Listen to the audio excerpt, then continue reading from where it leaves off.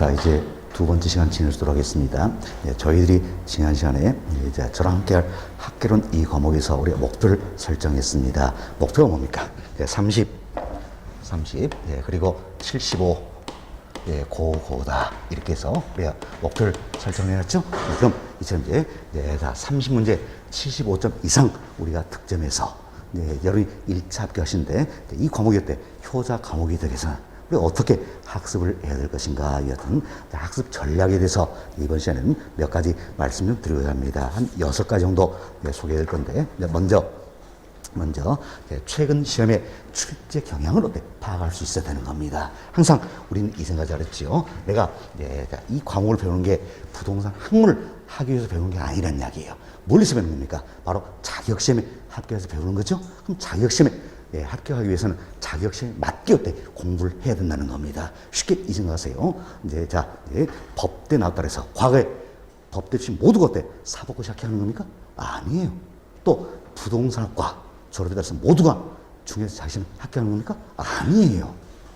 거기는 학문을 하는 곳이고 시험은 또 성격이 다르다는 이야기예요. 그래서 우리는 시험을 위해서 공부하기 때문에 시험에 맞게 공부를 해야 된다. 이래서 최근에 출제 경향을 파악하는 것이 무엇보다 중요한 것이다 할 수 있어요. 제가 자신 있게 또 여러분께 드리고 싶은 말씀 중에 하나가, 다른 과목은 잘 모릅니다. 하지만 제가 맡고 있는 부동산 개론이다, 이 과목만큼은 전국에 있는 어떤 과목 못지않게 기출문제 분석 많이 했다는 겁니다. 그래서 어떻게 문제 출제한다, 이 경향에 맞춰서 우리는 공부를 해야 될 필요가 있다는 거예요. 심지어 지난해 32회 시험이었죠. 이런 게 있었어요. 근데 제가 가급적이면 이제 10년 동안 출제된 영역 중심으로 강의를 해드립니다. 그래서 우리 시험에 18회 때 딱 한 번 출제된 문제가 있어요. 문제인데 18회 때 출제가 되고요. 13년 동안 출제가 안 됐어요. 안 됐는데 다른 국가 자격시험에 이어 유사한 문제들이 출제되고 있다는 이야기예요. 그래서 제가 설명 다 드렸습니다. 사실 10년 동안 출제가 안 되기 때문에 이분은 우리가 공부를 할 필요가 없다. 그렇지만 느낌이 이상하다는 이야기예요. 다른 국가 자격시험에 출제가 되고 있으니까. 그래서 우리는 최근 10년가 아니더라도 이분도 때 공부를 해야 되겠다. 그래서 제가 계산 문제 연습 부진시켰습니다. 아니다 다를까 이번 시험에 계산 문제가 나와버렸어요. 저도요, 문제 보고 시험 끝난 다음에 문제집 볼 수 있겠죠? 또 깜짝 놀랐습니다. 그래서 수강생분들이 댓글을 많이 달아주시더라고요. 이건 나왔네. 이렇습니다. 참 출제 경향을 파악하는 건 무엇보다 중요한 것이다. 그래서 우리 시험뿐만이 아니라 또 다른 국가 자격시험도 저희 시험은 유사한 내용들이 있어요. 그럼 그분도 출제 경향 분석을 해서 여러분께 때 강의해 드리는 게 제 강의다, 이렇게 보시면 되겠어요. 그래서 우리는 먼저 최근 시험에 출제 경향을 어때 파악하고 이 출제 경향 여기에 맞게 공부를 해야 한다. 그래서 제 슬로건 전화가 뭡니까? 무시간 공부는 필요 없다는 이야기예요. 무시간 공부입니까? 기본서예요. 약 700페이지 이렇게 두껍습니다. 이걸 때 처음부터까지 들이냅다 그냥 외우고 있는 분이 계세요. 실제로 봤습니다. 봤어요? 처음까지 들이내 외웁니다. 외웠을 때 한 7번 정도에 떨어져. 그래도 때 학교는 이 과목에서 점수가 안 나옵니다. 왜 그럴까요? 쓸데없는 부분을 너무 많이 하고 있는 겁니다. 정말 중요한 부분은 어딘지를 몰라요. 우리 시험은 출제 경향이 있잖아요. 이걸 파악해서 그 중요한 부분들만 한다 그러면 틀림없이 때 좋은 점수 나왔을 건데. 그래서 그분이 저한테 부탁을 하시더라고요. 자기 이렇게 해서 책을 보니까요, 책이 어때 걸레 얼마나 많이 봤으면 책을 넘기면 다 끝이 헤어져 있어요. 책 많이 보다 보면 시커멓잖아요. 손때 묻어가지고. 그런 걸 제가 봤어요. 그렇게도 점수 안 나오더란 얘기야. 그분이 제 강의를 그분은 1, 2월 달 딱 2달 들으셔. 2달 듣고 때 깨우쳐 버리신 겁니다. 내가 이런 분을 놓쳤구나. 이런 분이 중요한 부분이구나. 이걸 느끼셔야 돼. 그 다음부터는 그분은 예스 복수 필요 없습니다. 수업만 듣는 거, 수업만 듣고 때 듣고 그동안 공부했던 거 딱딱 머리에 넣는 겁니다. 이렇게 해서 그분이 그의 1차, 2차 무난히 합격했어요. 아주 고득점으로. 사실 우리 지금 고득점 필요 없잖아요. 합격하면 되는 거니까. 그래서 그분이 저한테 나중에 소주 한잔 사주시면서 그런 말씀 하시더라고요. 자기 사례를 좀 들어서 좀 이야기 좀 하라는 이야기 하라. 그래서 자기처럼 그렇게 공부해가지고는 안 된다는 걸. 그 자기는 진즉 학원 오고 강사 하는 대로 따라줬으면 시간 낭비를 하지 않았다. 그 시간이 너무너무 아깝다. 이런 말씀 하시더라고요. 그래서 저는 과감히 말씀드려요. 무시간 공부 필요 없습니다. 그럼 우리 어떻게 될까? 최근 시험에 합격 순위와 출제 경향에 맞게 공부를 해야 된다는 거. 1, 2선 우리가 출제 경향을 먼저 파악할 필요가 있다서 오늘 제가 이제 지난 32회 자격시험 기준에서 이제 출제까지 말씀을 드리도록 하겠습니다. 근데 먼저 출제 범위입니다. 범위인데 우리 지난 시간에도 말씀드렸지만 이제 학개론 이 과목은 크게 세 파트로 나눠볼 수 있다는 이야기요. 자, 먼저 부동산 총론 그리고 강론, 다음은 감정 평가론. 좀 크게 세 파트로 나눠볼 수 있는데 지난 시험도 마찬가지예요. 세 파트에서 고르게 출제되었다 이렇게 보시면 돼요. 그래서 지난 32회 시험에서는 총론 이 파트에서는 3문제 출제가 되었습니다. 다음 강론 이 파트에서는 31문제, 그리고 감정평가론 여기서는 6문제 이렇게 출제가 되었어요. 그래서 모두 40문제가 되겠지요. 그래서 전 분야에서 고르게 출제되었다 이렇게 생각하시면 되겠어요. 이런 내용들은 여러분이 보실 33회 자격시험에도 크게 변화가 없을 것이다 이 생각합니다. 그래서 전 영역에서 고르게 출제가 되는 것이다 이렇게 생각하시면 되겠어요. 그렇지만 이 중에서 특히 출제 빈도가 높은 부분들이 있습니다. 부분들 바로 5개 파트를 제가 선정을 했는데, 먼저 부동산 수요 공급 이론입니다. 다음 부동산 정책론, 다음 부동산 투자론, 그리고 부동산 금융론, 감정 평가론이다. 이 5파트가 굉장히 출제 비중이 높은 부분들이에요. 높은 부분인데 여러분들은 이제 아직까지는 공부를 해보시지 않으셨으니까 이 분들이 얼마나 어렵다 그걸 못 느낍니다. 못 느끼는데 이제 11, 12월 과정, 1, 2월 과정, 3, 4월 과정, 5, 6월 과정 여기까지 마무리가 된다라면 그때 3번, 4번 학습했잖아요. 그래서 이리고 나서 제가 해년마다 여러분께 여쭤보는 게 있습니다. 학교는 전 영역 중에서 가장 어렵다 느낀 영역이 어디입니까? 이 부분 제가 보고 한번 더 해드리겠습니다. 이렇게 해서 여러분께 여쭤본다면 변천은 진리입니다. 제가 20년 강의를 해왔다 그랬잖아요. 그리고 올해가 21년째입니다. 그럼 20년 동안 변천 진리가 뭡니까? 1순위 가장 어렵다고 여러분들이 느끼는 부분이 바로 부동산 투자론입니다. 투자론. 다음 두 번째로 어렵게 느끼게 감정평가론이에요. 세 번째 어렵게 느끼는 게 수요 공급 이론이 되겠습니다. 다음 네 번째 금융론, 다섯 번째 정책론. 이 순서가 변치가 않는 겁니다. 물론 일반적인 내용이에요. 대학 다니시면서 또 업무상 투자론 이분 공부를 많이 하시는 분들이 있어요. 이런 분들은 또 투자론 쉽다고 느끼시겠지요. 그러나 일반적으로 봤을 때 순서가 이렇게 되더란 이야기예요. 자, 보세요. 투자론, 감정평가론, 수용비론, 금융론, 정책론. 이걸 때 어렵게 생각하신 영역들인데 이 분들이 여기에 다 들어있는 겁니다. 자, 가장 어렵게 느끼는 부동산 투자론 여기 들어있죠. 다음은 감정평가론, 다음은 수용급 이론, 다음은 금융론, 다음은 정책론 여기 들어있어요.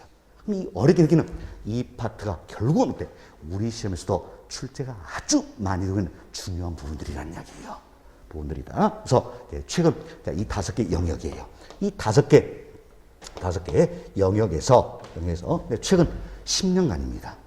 10년 동안 보더라도 25문제에서 29문제 이렇게 출제가 되고 있다는 이야기예요. 5개 영역에서. 그럼 지난 시험 32회죠. 지난 시험 27문제 나왔습니다. 학교는 총 40문제 중에서 27문제였으면 굉장히 비중 있는 부분이다 할 수 있겠지요. 시험 비중 있는 부분이다.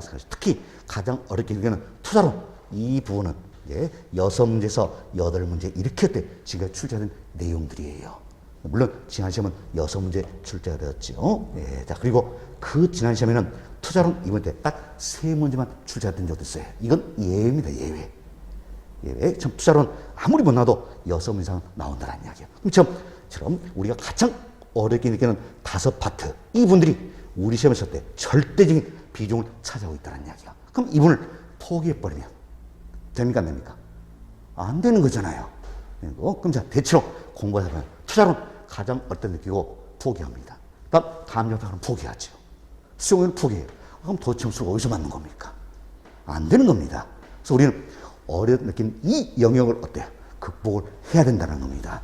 그럼 극복에서 어떻게 그만큼 더 반복 학습이 돼야 되겠지요. 그리고 강의가 또 많이 이루어져야 되겠죠. 이로써 우리는 극복을 해야 된다. 이렇게 생각하시면 돼요. 그래서 저는 여러분께 뭐 특강을 진행하더라도 또 보강을 하더라도 부동산의 개념이다, 분류 방법에 이런 건 안 합니다. 이런 거는 본 수업 시간 듣고 여러분들 때 부족하면 동네 상담도 들을 수 있잖아요. 그리고 또 복수를 따라서 충분하다는 이야기예요. 그렇지만 투자로 이런 부분은 5번 들어도 긴가민가 저 새끼 무슨 개소리 하고 있는 것인가 이런 느낌 들 영역들이에요.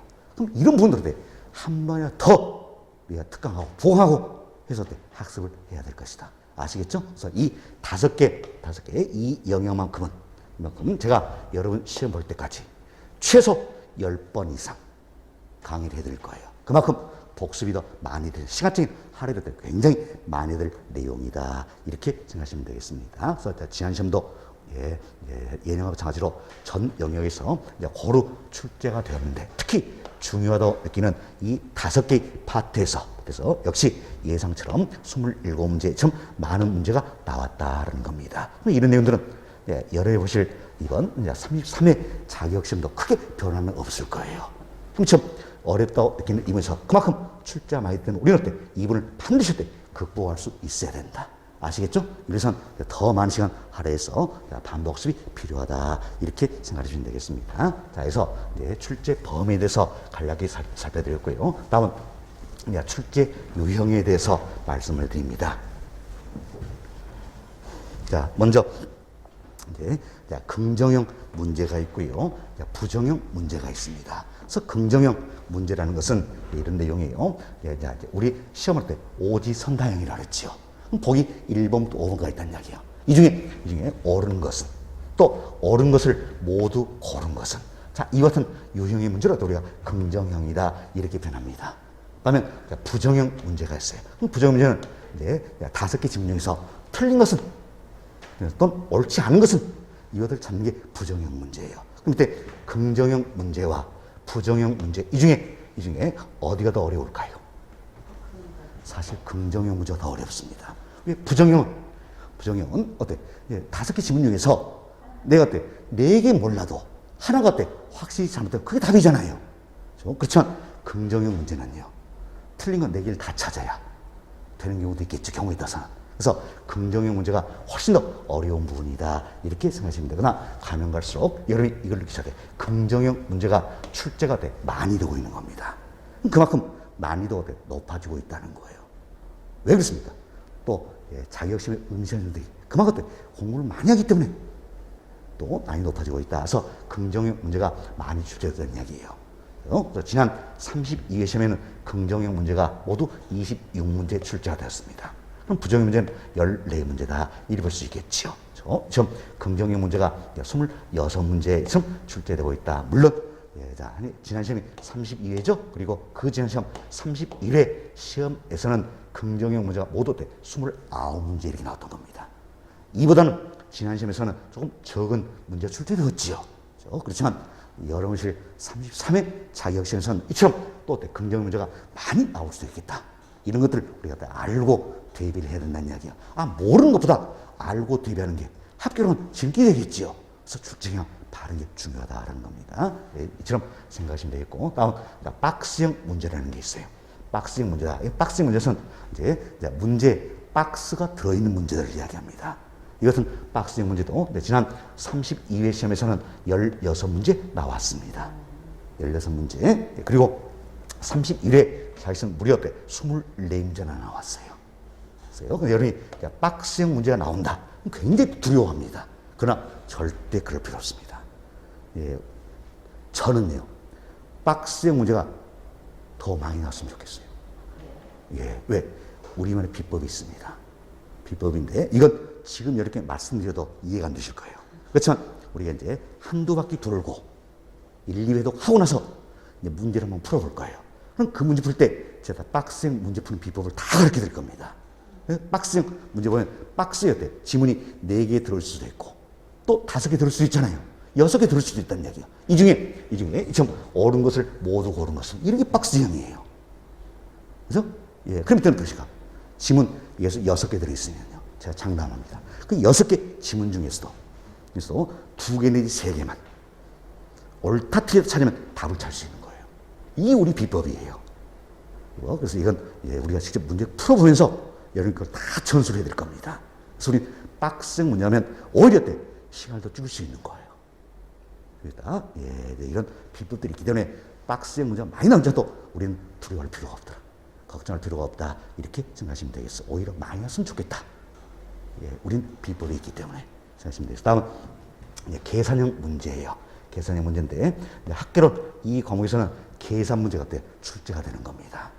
출제가 되는데 지난 32회 시험에서는 10문제 나왔습니다.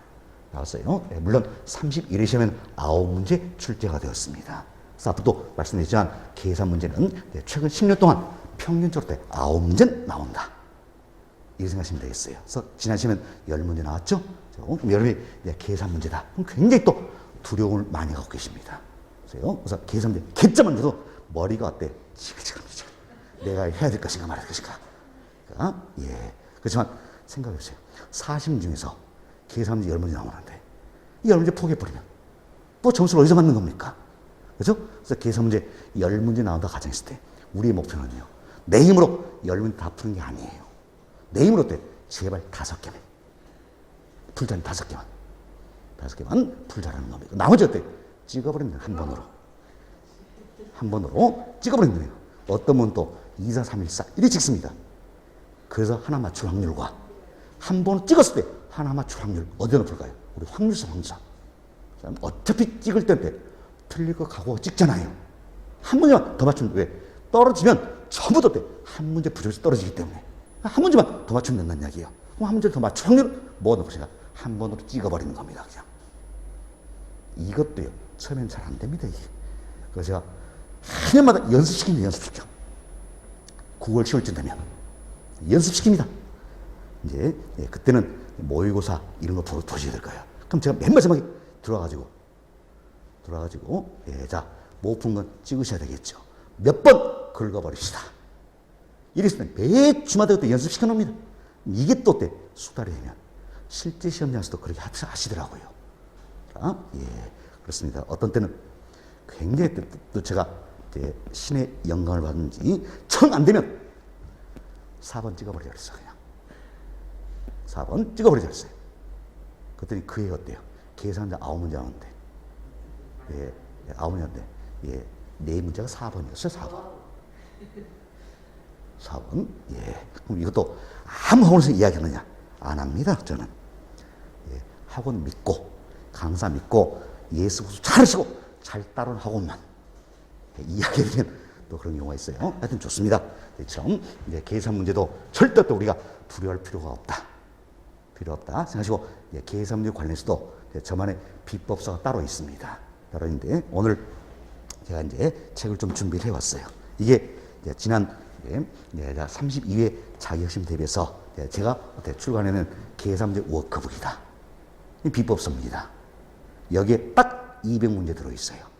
기출문제, 그리고 예상문제 포함해서 딱 200문제 나왔어요. 200문제. 넣어놨는데. 근데, 자, 올해, 지난 32회 때 10문제 나왔다 그랬죠. 계산문제. 그렇죠? 여기에서 유형이 똑같습니다. 숫자만 바꿔서 나온 게 9문제 있어, 9문제. 그럼 이 가지고 연습해서 숫자 바뀌었을 때 풀어야 될 거 아닙니까? 워크니까 자꾸 연습하자는 이야기예요. 그래서 여기도 동일한 유형의 문제, 숫자 바꿔서 놓는 게 굉장히 많습니다. 이런 걸 연습했을 때, 그래서 실제로 여기에 나와 있는 유형대로 숫자 바꿔 놓았을 때 맞춰야 되겠지요. 9문제가 났고, 한 문제는 조금 더 한 2바퀴 더 돌려서 출제된 문제도 있었어요. 그럼 결국은 9문제 문제 다 이제 다 나왔습니다. 잘할 만하죠. 이런 또 비법서에 가지고 있다는 이야기예요. 그래서 이거 가지고 여러분께 수업 시간에도 이야기를 드리겠지만 또 어때? 경우에 따라서는 특강 이런 과정을 통해서도 강의할 수 있다는 이야기예요. 그럼 계산 문제도 우리는 충분히 극복할 수 있는 것이다. 이렇게 생각하시면 되겠어요. 아시겠죠? 계산 문제 절대 두려워하지 말자는 이야기예요. 지금은 여러분들이 이제 다음 주부터 우리가 본 수업이 진행되겠지만 본 수업 시간에도 제가 나름대로 필요에 따라서 계산 문제 계속 풀어드릴 거예요. 그런데 그때마다 풀어보셔야 되는 겁니다. 틀려도 좋고 시간이 많이 걸려도 좋습니다. 하지만 계속해서 풀어보는 게 필요하다는 이야기예요. 그래서 지금은 두려움을 떨쳐버리자. 이럴 단계예요. 아시겠죠? 그래서 계산 문제 너무 두려워하지 말자. 자, 예, 출제에서도 걱정하실 필요 없다. 두려워하지 말자. 이렇게 보시면 되겠습니다. 됐습니다. 그래서 지난 32회 시험에서는 그 지난 연도 31회 시험보다는 긍정형 문제가 다소 적게 출제되었지요. 또 박스형 문제가 적게 출제되었습니다. 그리고 계산 문제는 한 문제 더 많이 출제되었네요. 그렇지만 열시열 33회 시험에서도 꼭 이런 부분은 없다는 이야기예요. 해가 갈수록 난이도가 높아지기 때문에 결국 긍정형, 박스형, 계산형 문제는 많이 출제될 수밖에 없는 겁니다. 그래야 돼. 변별력이 있을 거 아니에요. 그럼 우리는 여기에 대해서 충분히 이런 경향을 파고 대비가 되셔야 되겠다. 그래서 이제 오늘 말씀이 내용이 되겠습니다. 그래서 제가 출제 유형에 대해서도 말씀을 드렸어요. 너무 걱정하지 마세요. 우리만의 나름대로 비법 다 있으니까. 다음 정답 분포입니다. 굉장히 중요한 내용이에요. 이게 중요한 내용인데 최근 10년 동안입니다. 우리 시험입니다. 우리 시험에서 다른 과목은 제가 잘 몰라요. 그러나 학교는 이 과목만큼은 정답 분포가 대체로 고른 편입니다. 우리 총 몇 문제를 했어요? 40문제. 40문제인데 오지선다행이잖아요. 그러니까 산수를 따지면 40 나누기 5 하면 얼마입니까? 8이잖아요. 그래서 각 보기마다 거기에다 8문제. 8문제. 이게 산술적인 거잖아요. 그렇지만 해마다 꼭 하나 내지는 2개는 바뀝니다. 자, 이게 7개 나오면 이게 어때? 9개. 그래서 7, 8, 9, 8, 8. 이래 되거나 또 지난 시험처럼 그렇죠? 이게 7이면 이게 또 어떻습니까? 9. 그래서 7, 7, 9, 9, 8. 이런 패턴이라는 이야기예요. 이 시험 정답 분포가 고르다는 것도 여러분이 잘 간직하고 계실 내용이 됩니다. 학교는 이 과목은 굉장히 특징이에요. 그럼 자, 지금은 내가 40문제 풀어봅니다. 풀었는데 지금은 공부한 분량이 적기 때문에 아는 문제가 거의 없을 상태예요. 그렇죠? 그렇지만 우리가 1순환, 2순환, 3순환, 4순환, 5순환 이렇게 반복 써보세요. 결국은 내가 이제 아는 문제들이 점점 많아진다는 이야기예요. 그럼 맨 마지막에 찍어야 될 문제가 있겠지요. 그럼 그때는 뭘 찍을 것인가? 바로 이 특성을 이해하셔야 되겠지요. 근데 답안을 보니까 가장 마킹이 적게 된 게 2번이라는 이야기예요. 그럼 나머지 못 푼 문제는 몇 번으로? 2번으로 들이냅다 긁어버려야지. 하나로 돼 맞추고 할 수 있는 높아질 거 아니에요. 꼭 이렇게 말씀을 드려도 2, 4, 3, 1, 4 이러시면 계시더란 이야기예요. 우리가 하나로 더 맞추기 위해서는 자격시험이니까 이런 부분도 활용이 돼야 된다. 이렇게 보시면 되겠어요. 아시겠죠? 그래서 내년 9월쯤 되면 찍는 연습을 시켜드릴 겁니다. 그대로 따라오시면 되겠어요. 일단 이런 특성이 있다. 이런 것도 잘 일 좀 해놓으시기 바라겠어요. 다음 지난 시험에 출제 난이도에 대해서 말씀을 좀 드립니다.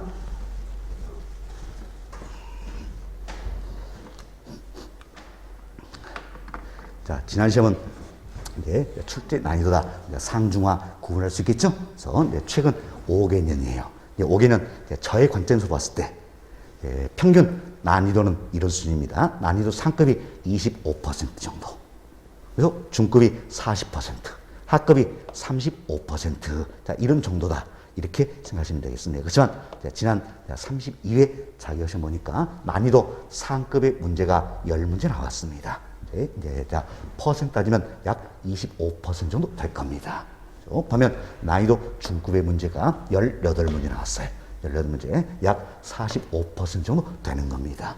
난이도 하급의 문제가 12문제 약 30% 정도 비중을 차지하고 있는 부분이 되겠어요. 그럼 결국은 최근 5개년 평균 난이도 비교했을 때 상급 문제는 어때? 유사하잖아요. 그렇지만 중급 문제가 어때? 조금 더 많이 출제됐다 할 수 있겠죠. 그래서 난이도 하급 문제 약 2문제 정도를 난이도 중급으로 이렇게 올려놓은 것 같아요. 그래서 난이도를 조금 높이고자 했다.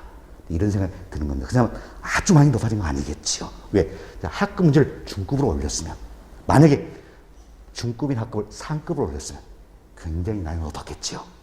그렇지만 그게 아니라 하급의 문제를 중급으로 올려놨기 때문에 그래서 예년보다 지난 시험은 난이도가 약간 더 높은 수준이다. 이렇게 생각하시면 되겠습니다. 약간 더 높은 수준이었다라는 이야기예요. 그렇지만 여기 보세요. 긍정형 문제가 예, 31회 여기에 비해서는 32회 지난 시험에 다소 적게 출제되었죠. 또한 박스형 문제가 다소 적게 출제되었어요. 또한 그리고 예, 계산 문제 대부분이 또 우리가 예, 이것은 유형에서 출제됐다는 이야기예요. 이런 점들 고려했을 때 실제 출제의 의도는 약간 어떤 높은 수준의 문제다 이렇게 구성했지만 실제 시험장이 느끼는 체감 난이도는요. 난이도는 예, 이보다는 낮은 수준이었다. 그래서 체감 난이도는 보통 수준이었다 이렇게 생각하게 되는 겁니다. 그래서 네, 여러분들이 네, 제 강의를 듣고 또 학원 프로그램 따라서 이렇게 자연스럽게 오신 분들은요. 끝까지 함께 하신 분들은 네, 전혀 문제없이 편한 마음으로 시험에 임했을 것이다. 예, 그래서 좋은 결과가 있었을 것이다. 이런 생각을 해보는 겁니다. 그래서 천천히 난이도는 약간 높은 수였지만 실제 시험장에 느끼는 체감 난이도는 예년과 유사하다. 평이하다. 예, 이런 정도로 말씀드리고자 합니다. 그렇지만 또 여러실 33회 자격시험은 바뀔 수가 있다는 이야기예요. 그럼 그에 따른 대비가 우리가 또 돼야 되겠죠. 이렇게 생각하시고 학습하시면 되겠습니다. 자, 그리고 이제 여러분 프린트물 다음 페이지 넘겨보세요. 다음 페이지 넘기시면 제가 이제 단원별로 출제 경향이다. 이걸 넣어드렸습니다. 넣어드렸는데, 예, 자, 예, 학개론 이 과목을 크게 세 파트로 나눠볼 수가 있다는 이야기요. 나눌 수 있는데, 먼저, 예, 자, 총론, 다음은 강론, 그리고 감정평가론이다. 크게 세 파트로 나눴어요. 네, 총론 2분 어때? 1편, 강론을 2편, 감정평가론 3편, 이렇게 구성을 해드렸습니다. 그래서 총론 1편이죠. 여기서는 대체로 이제 세 문제 정도가 출제된 경향이 있다. 이렇게 보시면 되겠어요. 세 문제 정도 출제 경향이 있다 생각하시죠. 지난 시험도 세 문제 이렇게 출제되었다 생각하시면 되겠습니다. 됐습니다. 다음은 2편이에요. 2편은 강론입니다. 강론에서 출제 문서가 굉장히 많은 부분이지요. 이제 강론 여기서는 지난 시험에 총 31문제 이렇게 출제된 겁니다. 이 경향은 이번 시험도 여러분 33회 시험도 변화가 없을 거예요. 그런데 아마 여러분 프린트문에는 잘 표기가 안 돼 있을 겁니다. 안 돼 있는데 왜 이제 이걸 인쇄하다 보니까 검정색으로 다 출력이 될 거예요. 하지만 사실 원본에는 붉은색으로 제가 표기를 해놨어요. 그런데 바로 강론의 네 파트가 되겠습니다. 네 파트. 여기도 화면 보시면 아시겠지만 강론의 네 파트를 시험 색깔로 좀 구별을 좀 해놨습니다. 이 부분이 어때요? 사실 출제가 많이 되고 중요한 부분, 어려운 부분이다. 이렇게 생각하시면 되고, 그래서 여러분들이 이 부분 표기를 좀 해놓으시기 바라겠습니다. 자, 1장 수요 공급 이론. 예, 자, 5장 정책론, 6장 투자론, 7장 금융론.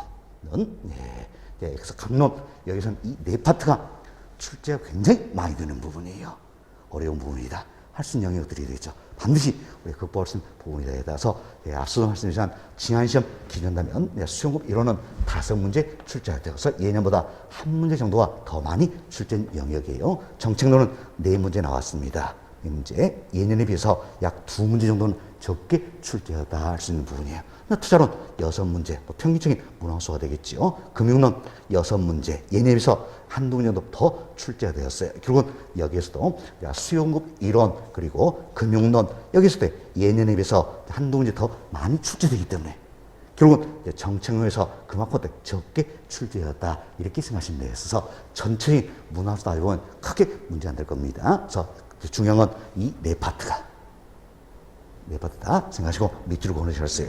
자, 1장 수요 공급 이론, 5장 정책론, 6장 투자론, 7장 금융론이다. 이렇게 보시면 되겠습니다. 이분들이 중요한 내용들이다 생각하시고 이분들은 저와 함께 수업 진행할 때는 1, 2월 과정부터 집중적으로 학습할 수 있는 그와 같은 부분이 될 겁니다. 사실 11, 12월 과정이 다음 주부터 시작하잖아요. 이땐 먼저 베이스를 깔아내야 되는 겁니다. 가장 기초적인 내용 먼저 한다는 이야기예요. 그래서 출제는 낮지만 기초 내용 먼저 깔아놓고 1터들에서 1, 2월 과정부터는 본격적으로 학습이 돼야 되는 겁니다. 그래서 이런 부분들은 1, 2월 과정에서 집중적으로 여러분께 말씀을 좀 드리도록 하겠습니다. 여튼 네 파트 굉장히 중요한 부분이다. 밑줄 잘 그어놓으시고요. 다음 3편입니다. 3편은 감정평가론이에요. 근데 감정평가론 전체 모아가지고 모아가지고 속에 이 문항수를 보셔야 되는 겁니다. 그래서 여기서는 여러분들이 감정평가로 여기에 동그라미 밑줄 그어주시면 되겠다는 이야기예요. 자, 사실 여기 보세요. 1장 기초이론이다. 이 파트는 최근 10년 동안 다 0이에요. 예, 0이에요. 예, 그럼 여러분들이 이걸 생각하세요. 1장 기초이론 10년 동안 한 번도 출제 안 되었다. 이런 생각할 수 있겠죠. 그럼 지금 한 번도 출제 안 되면 왜 제가 강의할까요? 안 합니다. 그렇지만 이 특징을 잘 이해하셔야 돼요. 감정평가는 이 부분만큼은 1장 이렇게 해서 한 문제 나온다. 2장 여기서 한 문제 나온다. 3장 한 문제 나온다. 극히 드문 예입니다. 최근에는. 그래서 1장, 4장 묶어서 때 한 문제 나오고 또 경우에 따라서 1장, 2장, 4장 묶어서 한 문제 나오고 이런 경향이에요. 그래서 결국은 4장 여기에 때 포함되어서 다 이분들 때 출제가 되고 있다. 이렇게 생각하시면 되겠어요. 아시겠죠? 그래서 1장, 2장은 최근에 보시면 거의 0이잖아요. 0. 응? 그렇지만 한 문제로만 출제가 안 된다 뿐이고 결국 4장 평가 방식과 묶어서 출제가 되고 있는 것이다. 이렇게 생각하시면 되겠어요. 그래서 감정평가는 묶어서 우리가 이제 하나의 파트를 보자는 이야기예요. 자, 그럼 우리가 어때? 6문제에서 많게는 8문제가 출제다 알 수 있겠죠? 지난 시험은 6문제 이렇게 출제했다라는 겁니다. 그래서 결국은 우리가 조금 전에 2편 강론에서 밑줄 4개 그었어요. 자, 1장 수요 공급이론, 5장 정책론, 6장 투자론, 그리고 7장 금융론 4개 그었죠? 여기다가 3편의 감정평가론 여기까지 포함하니까 결국 중요한 영역 5가지가 되더라는 이야기예요. 자, 이분들 잘 읽으시면 되겠습니다. 자, 이렇게 해서 저희들이 이제 부동산 학개론 이 과목의 학습 전략이다 해서 먼저 우리가 출제 경향을 때 파악을 하고 이에 맞게 학습이 돼야 된다. 이런 취지하에서 출제 경향을 말씀을 드렸습니다. 뭐 출제 범위라든지 출제 유형, 정답 분포, 난이도, 단원별 출제 경향 이런 부분을 말씀드렸다 생각하시고 오늘 여러분께 때 나눠드린 자료가 있죠? 이걸 앞으로 버리지 말고 꼭 좀 가지고 계시면서 이런 부분 어때 활용을 좀 많이 해보시면 좋겠다는 생각이 드는 겁니다. 다음은 이제 두 번째로 이제 원리와 개념 이해 중심의 기본서 읽어보기다 하는데 사실 기본서 이는 어때 이게 이제 기보해야 되는 책이란 이야기예요. 이걸 때 기본서다 이래야 되는데 기본서를 읽어보는 건 너무너무 중요한 것이다 할 수 있겠죠. 아마 이제 저 학습하다 보면 강의 노트라는 게 별도로 때 나올 겁니다. 나오는데 저는 사실 부교재를 좀 많이 활용하는 편이에요. 그래서 저와 학습하면 부교재 때 경우에 따라서는 구입도 하실 필요가 있겠죠. 그래서 약간의 금전적으로 돈이 좀 들 수가 있는 겁니다. 그렇지만 합격을 위해서는요.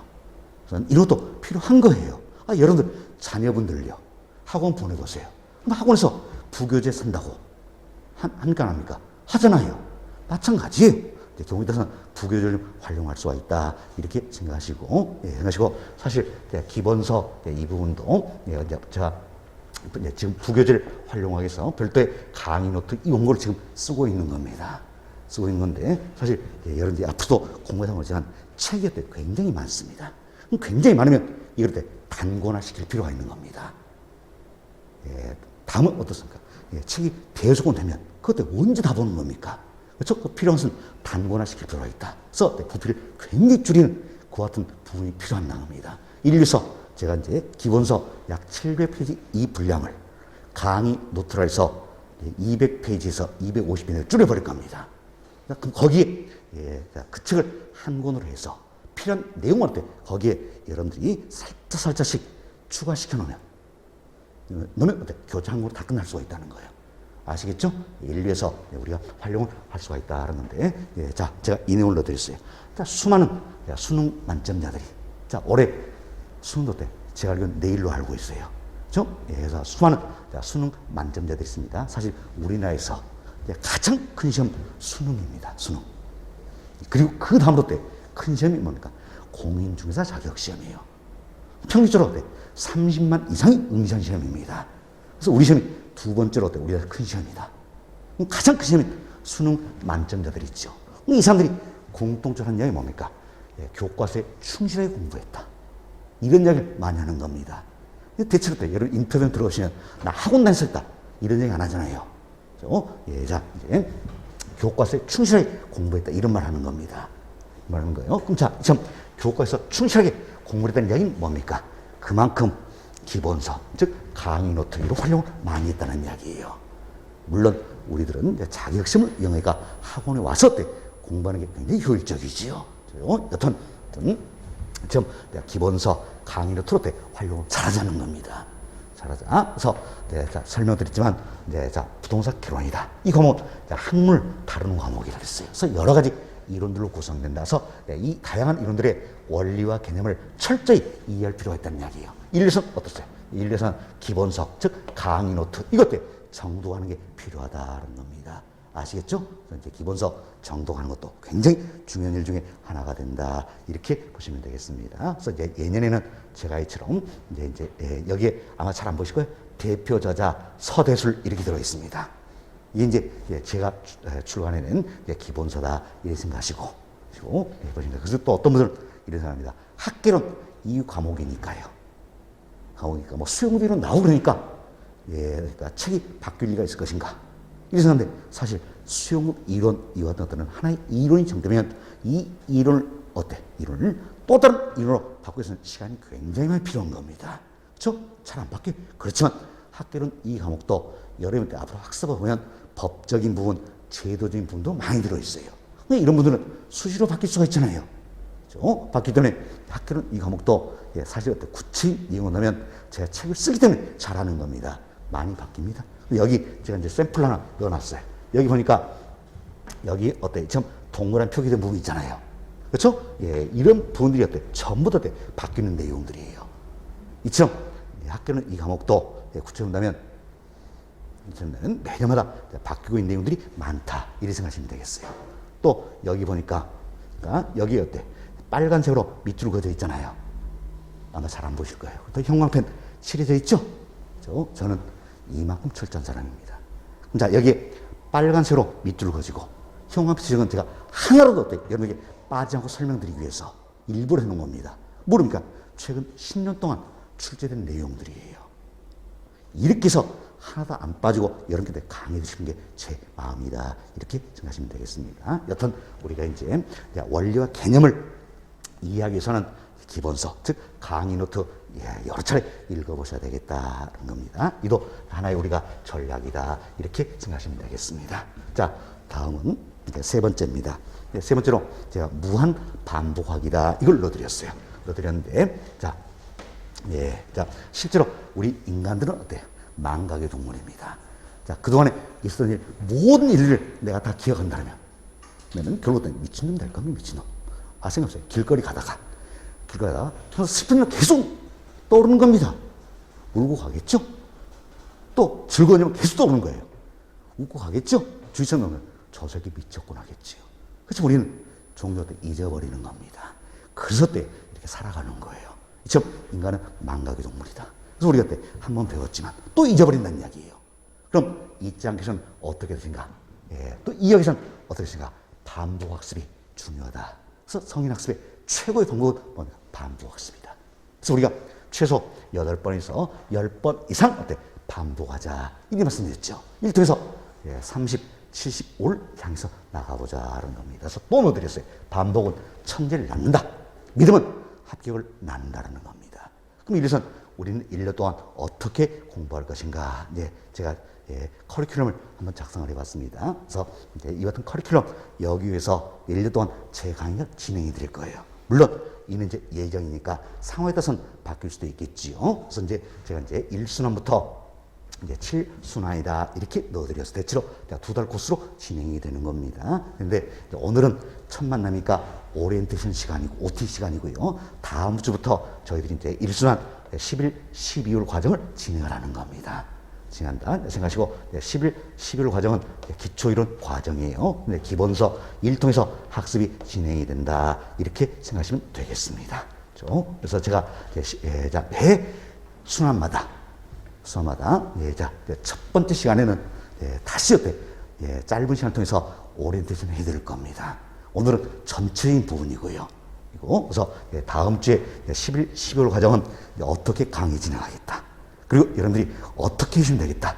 하는 분을 말씀드릴 거예요. 그럼 그에 맞게 10일, 15일을 따르시면 된다는 이야기예요. 아시겠죠? 이렇게 해서 약 2달 과정으로서 순환이 이루어진다 생각하시면 돼요. 그럼 우리가 이내로 보니까 10일, 12일부터 공부를 한다면 그러면 자, 한 번, 두 번, 세 번, 네 번, 다섯, 여섯, 일곱 번 들으시겠지요. 그렇지만 사실 때 훨씬 더 숫자가 많아질 거예요. 아니다. 이게 이제 6순환, 7순환 때는 중요한 내용들 때 매 주마다 반복해서 이루어질 겁니다. 근데 강의 필수는 더 늘어나겠지요. 그리고 중간중간에 또 뭐 기출문제 특강이라든지 안 되면 보강이라든지 이래서 또 강의를 또 해드릴 거예요. 그래서 여러분께 최소 제가 8번에서 10번 이상 설명드릴 것이다. 우리는 일통해서 다양한 이론들 이해하고 숙지 내 것으로 만들고 응용력을 쌓아가는 것이다 생각하시면 돼요. 그래서 우리 목표가 뭐였어요? 30, 75다. 아시겠죠? 이렇게 생각하시면 되겠어요. 그래서 우리는 반복 무조건 중요하다 이렇게 보시면 되겠습니다. 다음 네 번째로 제가 집중 투자하자 이걸 넣어드렸어요. 넣어드렸는데 이분도 사실 어때 내가 다 말씀드린 내용이 되겠습니다. 이제 최근에 출제 빈도가 점점 높아지며 5가지 해드렸죠. 이 내용들일 때 또 가장 어렵게 느껴지는 파트라는 이야기예요. 자, 1순위 투자론, 2순위 감정평가론, 3순위 수요 공급이론, 4순위 금융론, 5순위 정책론이다. 이분들 극복하지 않으면 우리할 때 합격점 받을 수가 없다는 이야기예요. 그럼 이분을 극복해서 제가 시간을 더 많이 하셨다는 이야기예요. 그리고 다른 파트에 비해서 이분들만큼은 반복습이 더 되셔야 되겠지요. 그래서 이 부분만큼은 총 학습 시간에 70에서 80% 정도를 할애해서 그래서 더 많은 복습이 좀 되셨으면 하는 거다. 물론 저 강의 시간도 마찬가지입니다. 마찬가지예요. 2달 과정으로 총 여러분께 예를 들어서 40시간 강의를 해야 된다면 그 중에 어때? 이 파트를 70% 이 정도 할애해서 강의 들을 거예요. 생각하시고 그에 맞게 여러분도 학습을 좀 해주시면 되겠습니다. 그래서 이분들은 뒤지기 어렵지만 출제가 많이 되는 영역이기 때문에 절대 피할 수 없다. 극복을 해야 된다. 그래서 시간 장애를 더 많이 해서 공부를 좀 해보자 하는 내용이 되겠습니다. 그 다음 다섯 번째로 용어 정리하자는 이야기예요. 사실 저랑 학습할 부동산 학개론이다. 이 과목은 다양한 영역으로 구성되어 있다 할 수 있겠죠. 좀 다양한 영역으로 구성되는데 이분들도 유기적인 또 이처럼 다 연결되어 있다는 이야기예요. 그래서 다양한 영역들로 구성되기 때문에 여기서 파생된 용어들을 정확히 정리하는 것도 필요하다는 이야기예요. 이를 통해서 원리와 개념을 이해하는 데 큰 효과를 얻을 수 있다는 겁니다. 이게 또 하나 이제 저의 비법서입니다. 그래서 제가 여러분께 자신있게 말씀드리는 워크북 시리즈가 있어요. 근데 크게 2가지입니다. 하나는 저희들이 한번 말씀드렸죠? 계산 문제 워크북이다. 그리고 또 하나는 말씀드릴 퀴즈 워크북입니다. 관우 퀴즈 워크북 이 책이에요.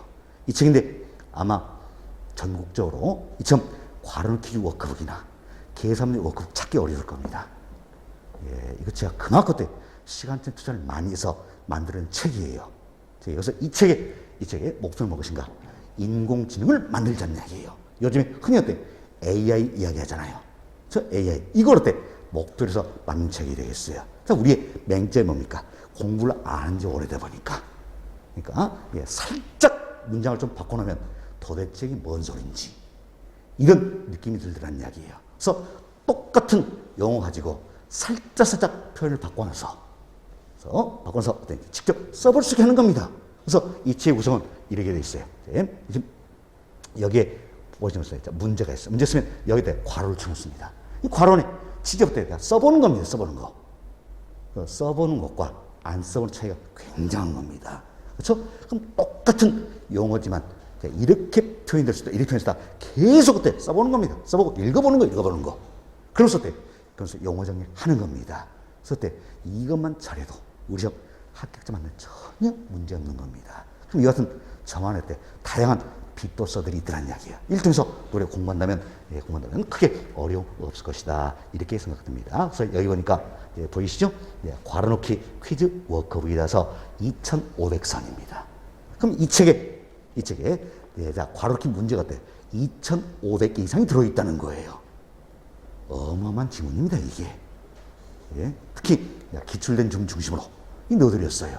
이걸 통해서 학습하시면 훨씬 더 큰 효과를 얻을 수가 있다. 그래서 어쩔 수 없어요. 제가 지난해, 즉 32회 자격시험 대비해서는 강제 때 끌고 가진 않았습니다. 그래서요. 예, 그렇지만 올해 자격시험을 위해서는 강제로 때 좀 나갈 필요가 있다. 이 생각을 지금까지 하고 있어요. 또 어때? 제 마음이 언제 바뀔지 모르겠어요. 그렇지만 학원주가 협의해서 강제로 끌고 갈 겁니다. 그래서 아마 이제 12월 과정 같은 경우에는 워밍업이다. 사실 이 생각하시면 되는 겁니다. 그래서 이제 1, 2월 과정부터는 예, 자, 이 교재 자, 숙제 내드릴 겁니다. 내드려요. 내드려서 몇 페이지부터 몇 페이지까지 풀어오십시오. 그리고 나서 때 시험 볼 겁니다. 시험 보는데 절대 이렇게 부담드린 게 아니에요. 저는 시험 보더라도요. 제가 자체로 보니까 오픈북. 아, 책 보고 쓰시는 책 보고. 그래도요. 제한된 시간에 못 쓰신 분들이 굉장히 많습니다. 왜? 책을 안 읽어보니까 이게 어딘지는 몰라요. 못 찾아서 못 쓰는 겁니다. 여기 답도 다 들어있는 건데. 그렇죠? 그럼 내가 두세 차례 읽어보고 오면 찾을 수 있잖아요. 그렇죠? 이렇게 해서 과거에 때요. 시험 본 적이 있습니다. 사실 지금 이 학원 원장께서 운영하고 있는 학원에서도 제가 몇 년 동안 강의했었기 때문에 그때 시험을 봤어요. 그럼 시험을 본 해와 안 본 해 차이는 어마어마하더라고요. 사실 시험 보면 저는요 굉장히 힘들어집니다. 문제 다시 만들어야 되죠. 그 채점 다 해야 되죠. 왜? 채점 학원에 못 맡깁니다. 왜? 이 과목은 학문이잖아요. 이론이죠? 그럼 어때? 이제 상승한다. 이 자체를 증가한다. 이렇게 표현할 수 있다는 거예요. 왜? 증가한다 표현도 당연히 원리는 알고 있는 거잖아요. 그럼 저는 맞다고 해줘야 되겠지요. 그렇지만 학원에 맡기면요. 상승, 증가, 지미트리더니 또 어때? 오답이다. 이런 결과가 있더라고요. 그래서 채점 꼭 제거합니다. 하다 보니까 힘만 많이 들어요. 그래서 너무나 힘들 때는 또 이제 필요성을 못 느낄 때는 안 한 적도 있었어요. 그렇지만 결과 차이는 어마어마하더라는 이야기예요. 여러분 합격시키기 위해서는 올해는 한번 해야 되겠다. 이런 마음을 갖고 있는 겁니다. 그래서 1, 2월, 3, 4월 달 이렇게 해서 학교로 용어 정리가 확실히 되면 여러분들 자신감이 부쩍부쩍 생길 겁니다. 그래서 2차 공부하실 때 전혀 문제가 없도록 그래서 잘 또 참여를 해주시면 되겠어요. 그럼 어떤 분들은 또 이러냐면 시험 본다니까 안 와요, 안 와? 또 어때? 점수 공개합니다, 저는. 안 와요, 안 와? 누구 손해입니까? 본인 손해예요, 본인 손해. 과거에 해보니까 어때요? 이런 경우도 있더라고요. 어때요? 그날은 제가 진도를 좀 맞추기 위해서 그래서 오늘 시험보기 약속인데 시험을 안 봤어요. 안 봤더니 그때 좌석 집단이면 한 이쯤 앉아 계신 분이에요. 근데 보는데 쉬니까 때 울고 가시더라고요. 자기는요 그동안에 점수가 별로 안 좋았거든요. 안 좋았는데 한 번 자기도 고득점해서 이름 한번 크게 외치길 바라면서 밤새가지 어때 외우고 갔대요.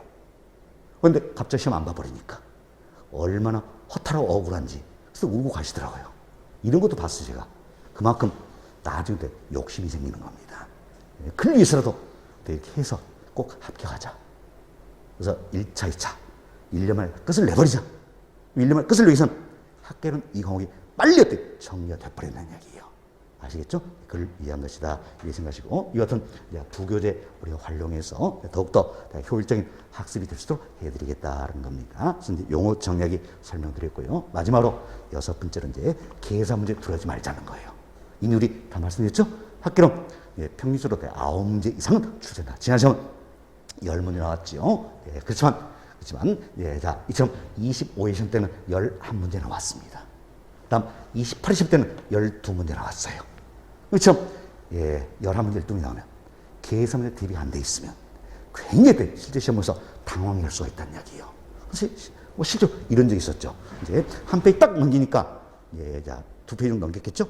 12번 문제였어요. 계산 문제네 통과. 13번 계산 문제 통과. 14번 계산 문제 통과. 하다 보니까 멘탈이 깨져버린 겁니다. 그래서 그다음부터는 보이질 않아요, 이 지문이. 그래서 우리가 계산 문제 두려워하지 말자. 충분히 대비가 되셔야 된다. 아시겠죠? 우리만의 또 이 같은 비법사가 있기 때문에 걱정할 필요가 없다는 해서 계산 문제 먼저 유형을 파악하고 충분히 대입한다면 우리는 어때? 극복할 수 있는 것이다. 이렇게 생각이 됩니다. 그래서 계산 문제 너무 두려워하지 말자. 그래서 이 책은 제가 보여드렸죠? 그리고 여기에 하나 넣어드렸는데 이 문제가 있어요. 이 문제 여기 딱 하나 있네요. 이게 어때? 우리만의 비법입니다. 아예 제가 또 홀라당 다 벗어버리고 비법들 어때? 이 책에 다 넣어버렸어요. 그래서 이 비법 이걸로 어때? 풀면 아주 간단하게 풀 수 있는 문제예요. 네, 사실 그림도 들어있고 그러니까 좀 복잡할 수 있겠죠. 전 이 비법 딱 한 줄이네요. 이걸로 어때? 아주 간단히 풀 수 있다. 비법도 다 전수를 해드릴 테니까 제발 계산 문제 두려워하지 말자는 이야기. 계산 문제 쫄지 말자 생각하시고 따라오시면 되겠습니다. 우리가 계산 문제도 어때? 본 수업 시간에도 대비가 좀 되셔야 되겠죠? 필요에 따라서는 본 수업 시간에도 관련된 계산 문제 풀어갈 거예요. 그래서 여러분들 어때? 계산기 준비를 하셔야 됩니다. 준비하셔야 되는데 학교는 이 과목에서는 계산기 준비, 실제 시험장에 계산기 가지고 갑니다. 그래서 실제 시험장에서 누르면 된다는 이야기. 어떤 분은요 저한테 이런 이야기 하시더라고요.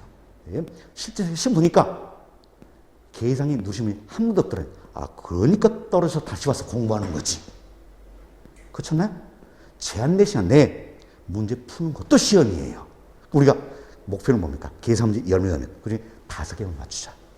1, 2, 4도 우리가 연습하는 것이다. 아시겠죠? 그래서 여러분들이 이제 계산기 안 가주시면요. 내가 집에서 한번 해봐야 되겠지. 하시는 분들이 계세요. 그렇지만 집에서 하면 또 이게 잘 안 돼요. 안 되기 때문에 계산기 준비해 오셔서 저랑 같이 계속 같이 눌러보는 겁니다. 그럼 처음엔 저보다 속도가 좀 떨어지겠지요. 그렇지만 분명히 장담합니다. 항상 제 느끼는 바지만 9월쯤 되면요. 계산기 누르는 속도 저와 거의 비슷해집니다. 왜? 계속 눌러보니까 이제 수달이 돼가지고. 그렇죠? 그래서 여러분들도 이제 계산기 수달이 되기 위해서는 가지고 다니셔야 된다. 자, 그럼 잠깐만요. 어떤 계산기를 가지고 것인가? 그저께는요, 계산이 이관해도 안 된다. 포기하라고 말씀하셨거든요. 전체 포기하면 안 되겠죠. 예. 자, 좋습니다. 자, 그럼 벌써 이제 계산기는 여러분들이 아마 이제 이런 제가 가지고 다닌 계산기는 이 계산기예요. 이 계산기를 여기에 이렇게 넣어드린 겁니다. 그런데 자, 아마 여러분들이 계산기다, 뭐 재무용, 공학용 생각할 수도 있겠지요. 그렇지만 우리 시험에서는 재무용, 공학용 필요 없습니다. 딱 이 기능만 있으면 되는 거예요. 더하기, 빼기, 곱하기, 나누기. 여기에 하나 더 추가하면 루트 여기까지만 있으면 된다는 이야기예요. 있습니다. 그럼 여러분들이 계산기 어때? 대체로 댁에 가보시면 계산기 다 있어요. 다 있는데 루트 있냐 없냐 이것만 좀 보시기 바랍니다. 또 정 없어가지고 사는 겁니다. 사는 건데 저도 다이소에서 이거 샀어요. 샀는데 지금 건전지 한 번 안 바꾸고 7년째 쓰고 있는 겁니다. 7년째 쓰고 있는데 다이소 가면요. 제가 이거 5천 주고 샀어요. 5천. 문방 가니까 19,000원 달라는 걸. 다이소 5천 주고 산 겁니다. 그런데 신경 쓰지 마시고 하여튼 자 루트 있는 거. 다이소에서 특히 3,000짜리 3,000. 그거 보니까 루트가 없어요. 그렇죠? 그리고 자릿수가 적어요. 우리는 10억 이런 걸 눌러야 된다는 이야기예요. 자릿수 너무 적으면 문제가 되겠죠? 그래서 제가 이런 정도 계산기면 전혀 문제 없을 것이다 생각합니다. 더하기, 빼기, 곱하기, 나누기, 루트. 이런 정도 있는 계산기 준비하시면 되겠다라는 거죠. 항상 계산기는 어때? 가방에 넣어가지고 다니시는 어때? 습관을 기르기 좋습니다. 그래서 제가 계산기 꺼내십시오. 할 때는 계산기 꺼내서 같이 눌러볼 수도 있잖아요. 사실 책은요, 안 가져오면 옆 사람 좀 볼 수도 있는 겁니다. 그래서 계산기 안 가져오면 계산기 누릴 때 옆 사람과 사이좋게 때 동그란 하나씩 누르고 있습니까? 안 되겠죠? 꼭 좀 가지고 다니시 바랬어요. 그리고 제가 이제 12월 과정 진행하면서 실제로 때 다음 주에 계산기 어때 가져오십시오. 한 날이 있을 겁니다. 그때는 반드시 준비해 오시기 바라겠어요. 그래서 때 계산기 사용법부터 제가 다 말씀드릴 테니까 아시겠죠? 이렇게 해서 계산기도 준비하자는 겁니다. 자, 그래서 저희들이 이제 부동산 학개론이다 이 과목에서 학교를 좀 받고 효자 과목이 되기 위해서는 어떻게 앞으로 학습할 것인가 제가 크게 6가지를 말씀을 드렸어요. 먼저 출제 경향에 맞게 공부하자. 이건 저만 잘 떨어지면 되는 겁니다. 자, 그리고 기본서 강의 노트 읽어보자. 다음은 이제 무한 반복하자. 집중 투자하자. 다음 영어 정리 잘하자. 계산 문제 쫄지 말자. 이래 생각하시고 우리 꼭 원하는 목표를 이룰 수 있도록 예, 자, 잘 따라와 주시면 하는 바람이에요. 자, 이렇게 해서 저희도 오늘 간단하게나마 예, 자, 앞으로 우리가 어떻게 공부할 시간 이분까지 포함해서 오리엔테이션 시간을 진행했습니다. 함께 해주신 여러분께 감사드리고요. 다음 주부터는 우리 본격적으로 10일, 12월 과정을 진행할 수 있도록 하겠습니다. 아시겠죠? 자, 함께 해주신 여러분께 감사드립니다. 수고하셨습니다.